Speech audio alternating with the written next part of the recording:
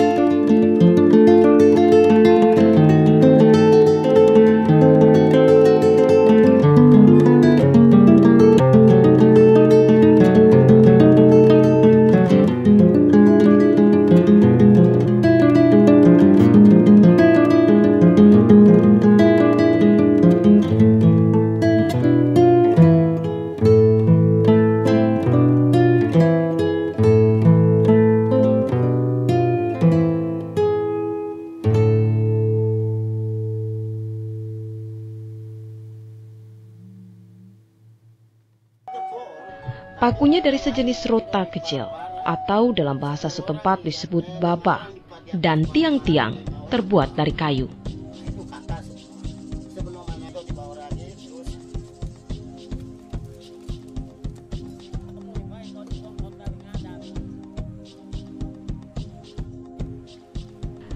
Rumah kaki seribu bentuknya ditutup mati, tanpa ada jendela dan memiliki 2 pintu, yakni pintu masuk, pintu depan, dan pintu belakang.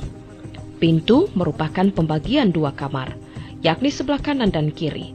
Sebelah kanan disebut beitet dan sebelah kiri disebut beiguel. Beitet dikhususkan untuk kaum perempuan.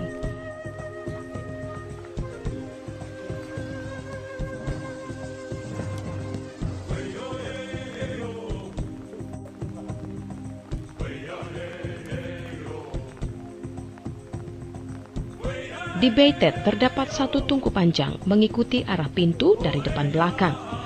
Di atas tungku laki-laki ada dua para-para. Yang pertama, para-para di atas api atau dalam bahasa setempat disebut srow, yang difungsikan oleh kaum laki-laki sebagai tempat memanaskan badan pada saat kedinginan atau saat kena air hujan. Dan para-para yang kedua, di atas srow, adalah yang biasa difungsikan untuk menyimpan bahan-bahan seperti kayu bakar, busur, anak panah, dan bibit tanaman-tanaman seperti bibit jagung, bibit kacang-kacangan, dan lain-lain.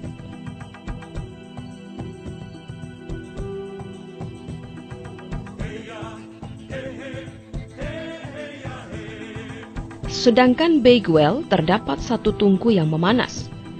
Di atas terdapat satu para-para panjang mengikuti panjang tungku. Para-para ini juga disebut fak, difungsikan untuk menyimpan kayu bakar, bibit-bibit tanaman, bibit sayur-sayuran, dan juga barang-barang penting lainnya. Kita melestarikan rumah kaki seribu ini. Di samping rumah ini dalam perkembangan zaman sudah mulai hilang dari kehidupan budaya masyarakat asli Papua Barat, terutama masyarakat Arfak, suku besar Arfak. Kita mengangkat ini supaya rumah kaki seribu ini ke depan tidak punah, tapi kita terus melestarikannya. Demikian juga untuk kepentingan anak cucu dari masyarakat suku besar Arfak. Yang kedua, bahwa memang dalam kondisi saat ini, pariwisata yang kita kembangkan di Papua, terutama di Raja Ampat, dan akan kita kembangkan potensi-potensi pariwisata di Pegunungan Arfak. Ini pariwisata yang tidak kita harapkan untuk hanya mengedepankan keindahan alam saja, tetapi juga kita berusaha supaya nilai-nilai budaya ini kita juga perkenalkan pada masyarakat atau wisatawan yang datang ke Pegunungan Arfak nanti satu ketika. Kan ada penelitian bahwa pariwisata, orang datang ke suatu daerah untuk pariwisata itu, objek pariwisata itu hanya 30% untuk datang melihat keindahan alamnya. Sementara 65% sebenarnya datang untuk menilai, mempelajari budayanya. Oleh karena ini ke depan kita rencanakan untuk objek-objek wisata yang kita akan kembangkan di Pegunungan Arfak, kita sinergikan dengan nilai-nilai budaya akan kita jual. Dan salah satu yang akan kita jual ini adalah nilai budaya dari rumah kaki seribu itu dengan tarian tumbuh tanah. Di dalam rumah kaki seribu tersebut tidak ada pembagian kamar tidur perorangan. Hanya dibagi dalam dua bagian, yakni kanan yang disebut dengan Beitet dan kiri disebut dengan Beiguel. Beitet ditempati kaum laki-laki dan Beiguel ditempatkan kaum perempuan.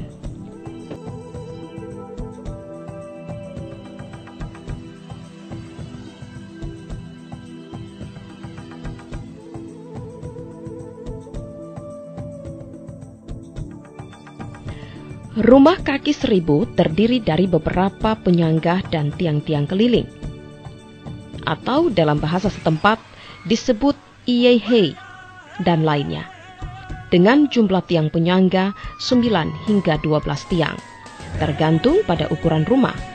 Jika ukuran rumah kecil, maka tiang penyangga hanya berjumlah 9 buah.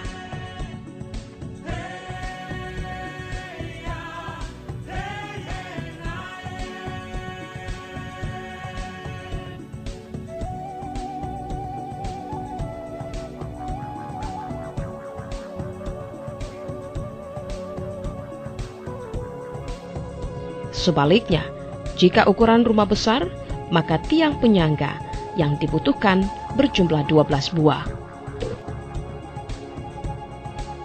Tiang penyangga yang berbaris sejajar sesuai ukuran, 3 tiang baris depan, 3 tiang baris tengah, 3 tiang baris belakang jika ukuran rumah kecil.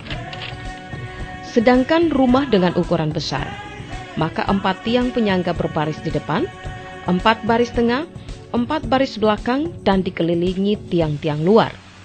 Rumah tersebut memiliki 7 dasar kayu di atas tiang penyangga.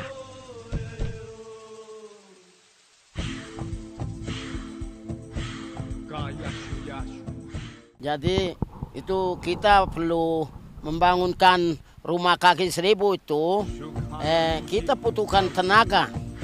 Karena kita bikin rumah kaki seribu yang besar, itu kita butuhkan tenaga itu minimal kita 20 orang atau 30 orang. Untuk kita potong tali rotan, pertama kita siap tali rotan duluan. Baru kita potong kayu buah. Kayu buah sudah ada, kita langsung gali tanam tiang tengah-tengah itu selesai, terus kita angkat itu kayu merintang untuk kita ikat. Kita ikat selesai, kita taruh kayu merintang lagi, terus kita kasih tiang keliling semua. Tiang keliling itu namanya bahasa Atam bilang ijeya. Kalau tiang tengah itu bahasa Arfak bilang cowa. Terus kayu merintang itu dibilang nemema. Terus seraga, terus friba, terus tendanga, terus inewa, terus yang ketujuh ijowa. Atap itu dari bahan daun pandang.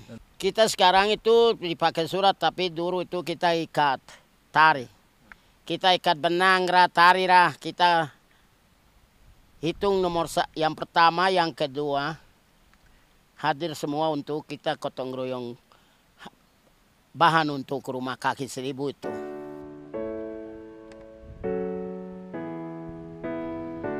Selain itu, rumah kaki seribu memiliki tangga atau lin, naik dan turun melalui pintu depan. Teras depan rumah atau besai tempat untuk duduk beristirahat, bersantai, serta melakukan aktivitas kegiatan sampingan berupa merajut noken untuk kaum perempuan dan membuat busur, serta anak panah bagi laki-laki.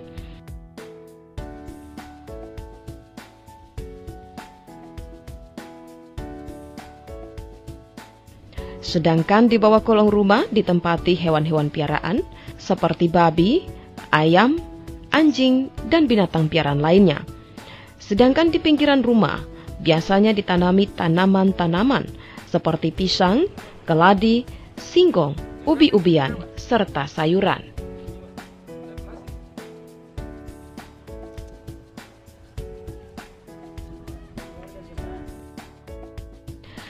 Setelah rumah adat kaki seribu selesai dibuat, dilakukan ritual untuk memberikan kenyamanan bagi keluarga yang akan menempati rumah tersebut.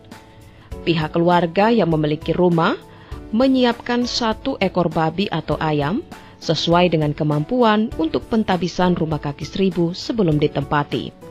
Selanjutnya, babi atau ayam disembelih sambil darahnya ditampung pada wadah. Setelah itu, darah tersebut dipercikan ke tiang rumah, setiap sudut rumah serta pintu depan rumah sebagai simbol bagi kehidupan yang nyaman dan terlindungi dari serangan musuh, dari berbagai penyakit dan tantangan selama keluarga tersebut menempati rumah. Sampai tahun muyo semenayo rumah ini bisa bertahan selama 10 tahun atau 20 tahun gitu. Jangan dirubuh sekali, harus bertahan. Ini suatu no, mungkin.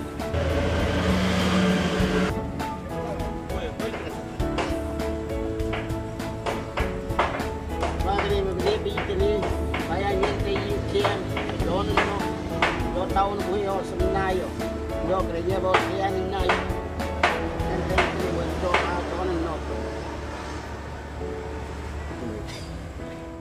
Setelah selesai pembangunan dan ritual, dilanjutkan dengan pembersihan rumah, di mana serbuk serta sampah dari hasil pembuatan rumah kaki seribu ini yang jatuh di sekitar rumah tidak dibersihkan oleh sembarang orang. Hanya kaum perempuan yang berhak untuk membersihkan dan pimpinan suku di dalam kampung yang berhak mentabiskan rumah adat kaki seribu.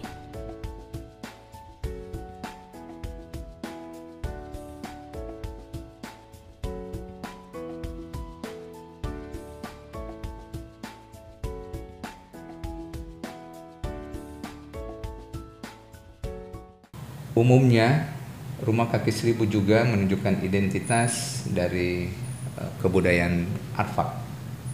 Mengapa? Karena rumah ini dibangun secara bersama, dikerjakan secara bersama, sehingga Rumah Kaki Seribu juga menjadi rumah tinggal dari etnis yang ada di Pegunungan Arfak. Bentuk Rumah Kaki Seribu sesungguhnya kalau kita lihat dan kalau kita hitung tiang-tiangnya tidak menunjukkan 1000, tetapi bagaimana tiang-tiang itu dibangun untuk menopang rumah yang mereka ingin bangun, sehingga dengan jumlah yang banyak, walaupun tidak 1000, mereka memberi catatan 1000, sehingga secara umum, secara kolektif, secara universal, etnis yang ada di Pegunungan Arfak menyebut sebagai Rumah Kaki Seribu. Di masa sekarang sudah ada kesadaran dari masyarakat Pegunungan Arfak untuk mengangkat kembali Rumah Kaki Seribu milik mereka. Rumah Kaki Seribu yang dibuat ada yang tetap sesuai aslinya, namun ada juga yang telah mengalami perubahan, terutama dalam hal atap, di mana telah menggunakan atap yang terbuat dari seng.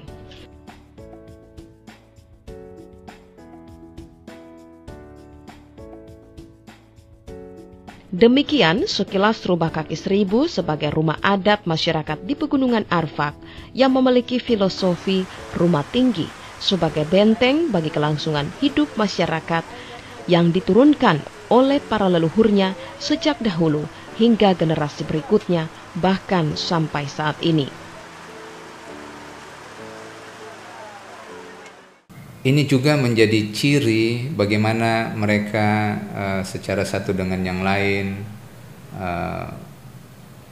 menjadikan Rumah Kaki Seribu sebagai tempat berdiskusi, berkomunikasi untuk merencanakan kegiatan-kegiatan apa yang harus dilakukan selanjutnya dalam proses bagaimana hidup itu dikembangkan.